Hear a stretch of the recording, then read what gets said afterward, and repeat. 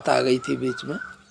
तो मंसूर जो है सीधा साधा मुसलमान था, अपना काम करता। उसकी बहन थी, कोई अच्छा संत था, उसकी सेवा में जाती थी। किसी ने कह दिया, अरे तू क्या बना फिरता ऐसा है, तेरी तो वहाँ जाती। उसने कुल्हाड़ी उठाई और पीछे पीछे चल पड़ा। बोला देखता हूँ ऐसा कुछ है, अभी दोनों का काम कर देता हूँ। लेकिन सच्चे को डर नहीं होता है। फिर भी क्या होता है कि हर एक चीज़ की एक मर्यादा भी होती है। खैर वो जो उसका काम सेवा थी वो आई तो पीछे पीछे छुप के पीछे आया, बैठ गया, दूर से छुप के देखता है। तो वो बोलती है संत को कि महाराज एक कुत्ता भी आया है। बैठ गया, उसने जो करना था किया। फिर उसने क्या किया, एक प्याले में कुछ दे दिया, बोले जाओ उसको दे दे। तो कहते हैं जैसे ही मंसूर ने वो पी लिया, मस्त हो गया वो। और क्या बोलता है, अनलक। अनलक का अर्थ क्या होता है? अनलक का अर्थ होता है खुदा, मैं खुदा हूँ। मुसलमानों में कोई भी ये कहे मैं खुदा हूँ तो बहुत बड़ा झगड़ा हो जाएगा। बोले तू खुदा का बंदा है, खुदा नहीं हो सकता। उनमें कहावत भी है कि खुदा का बंदा खुदा हो नहीं सकता, पर खुदा के नूर से भी जुदा हो नहीं सकता। तो उसको क्या है कि ठीक सच्चाई का ज्ञान हो गया, शुद्ध आत्मा भगवान है। हमारे में कितनों ने कह दिया है अहम ब्रह्मास्मि, मैं भगवान हूँ। और बहुत सी चीज़ें कोई कोई कहेगा, लेकिन हमारा जो सनातन है, सत्य है, सबसे पुराने से पुराना, नित्य, शाश्वत, वो केवल भारत में ही एक ऐसी चीज़ है जिसमें भगवान ने ठोक करके कह दिया है।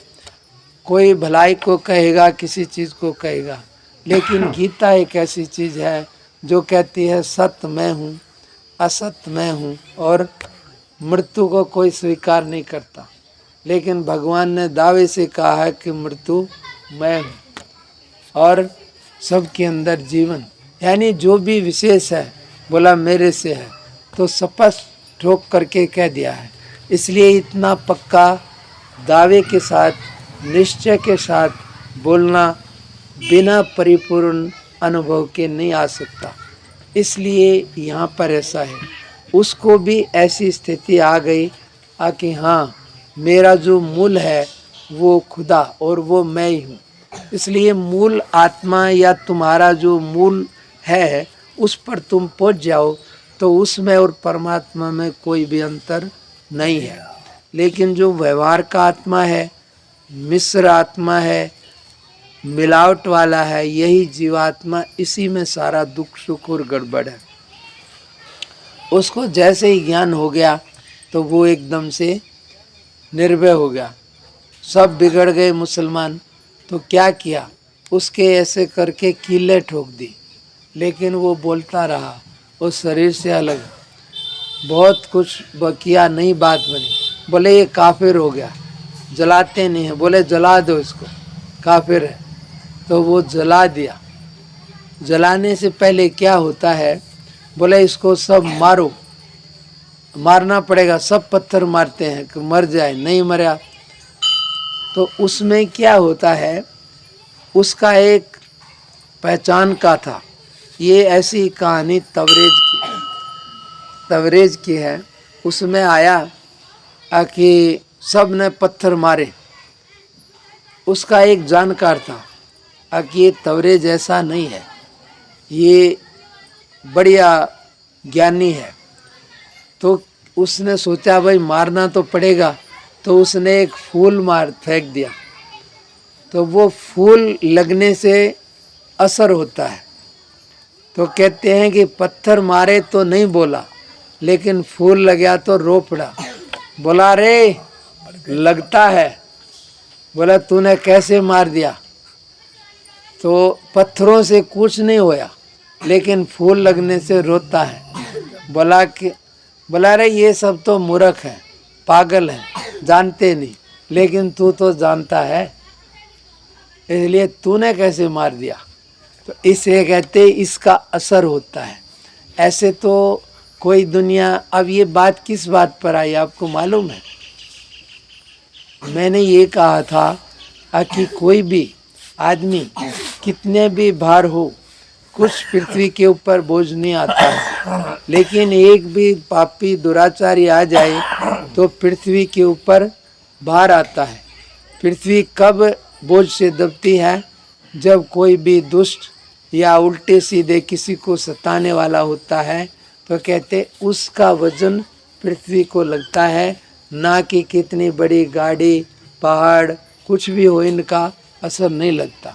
इसलिए उन सब का असर उसको नहीं लगा, लेकिन एक फूल का असर उसके ऊपर आ गया। इसलिए इसको बोलते हैं, बाद में तो उसको जिंदा जला भी दिया, लेकिन उसकी राख में से भी आवाज़ आती है, अनलक अनलक सरे को पहुँची, सूली चढ़े मंसूर, क्या गावे घर दूर, दीवान ने क्या गावे घर दूर।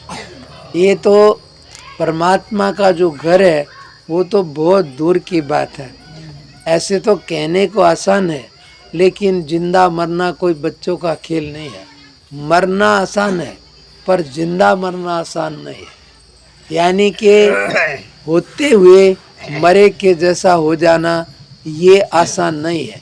बाकी ये हो जाए तो फिर भगवान में और उसमें कोई कमी नहीं रहेगी। यहाँ जितने भी विवाद हैं छोटे मोटे होते ही रहते हैं। क्यों होते हैं? सबको अब अपनी मैं है, मेरी बात नहीं करी इसकी हो गई, मैं आगे नहीं आया ये आ गया, ये हो गया ये हो गया, इन सब में यही विवाद रहते हैं। भले भजन वाले हों, दूसरा आ गया गाने वाला तो बजाएंगे भी नहीं ठीक से। मैं कहा यार बजाने, बोला नहीं ये दूसरी पार्टी का, और भजन इतने बड़े बड़े करेंगे आप पूछो मत, परमात्मा आत्मा एक कर देंगे। लेकिन जब आपस में बात आएगी तो वहीं की वहीं पर बात। इसलिए सारी रात गाएंगे और फिर सुबह उठते उठते वही झगड़े का झगड़ा लेकर ही जाएंगे। उसने ये नहीं किया, उसने ये कर दिया, ये ज़्यादा वो कम। मैं ये नहीं कहता कि इसमें किसी की गलती है, लेकिन यहाँ समझने का इतना ही है, आप कहीं भी जाओ, अंदर है विकार, बाहर नहीं है। इसलिए वो जल्दी पीछा छोड़ने वाले नहीं हैं, पहले से हैं। इसलिए इनको समझो थोड़ा, और समझकर थोड़ा थोड़ा इनके विपरीत कोई भी एक आध सद्गुण जीवन में उतारो। हर एक विकार के विपरीत एक सद्गुण रहता है जो उसको हटाने में मदद करता है। सबके प्रति मित्रता का जैसा भाव रखो तो द्वेष में कम आती है। ऐसे ही क्रोध है उसके लिए क्षमा का भाव है, लोभ है संतोष है, काम है राग है तो बैराग है। ये ऐसे एक दूसरे की काट है। इसमें से एक भी सद्गुण जीवन में उतारे तो भगवान ने बोला ये देवता हैं, इनको बढ़ाओ तो ये तुम्हारे को परमात्मा तक पहुंचा देंगे। और ये विकार, ये अवगुण हैं, ये इनको बढ़ाओगे तो तुम्हारे को कलेश में, जेल में या नरक तक पहुंचा देंगे। दोनों की अपनी अपनी गति है, जैसा भी लगे ऐसे कर सकते हो। वोट तुम्हारी है, चाहे जिसको दो, देने के बाद जैसे को दी जाएगी वैसे का इराज आएगा। लोभ लालच गलत को, उससे बाद में परिणाम में दुख होगा। अच्छे सद्गुण को थोड़ा सा दुख पहले लगेगा, लेकिन बाद में हमेशा के लिए आनंद होगा।